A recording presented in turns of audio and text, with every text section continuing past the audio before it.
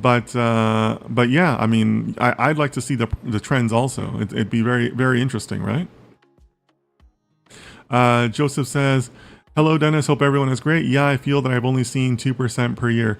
Yeah, yeah, Joseph. I'm the same way. You know, 2%, maybe 2.5, seems to be like the token raise, but for current conditions, it's nowhere near enough. All right, so let's see if anything else is jumping out of here.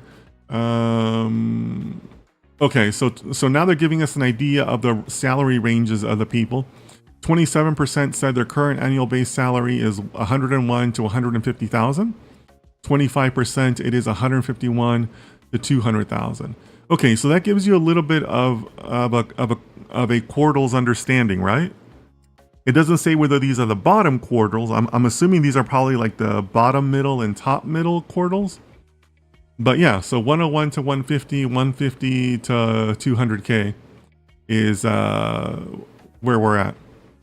Okay, Abe, I love you bringing in the India perspective.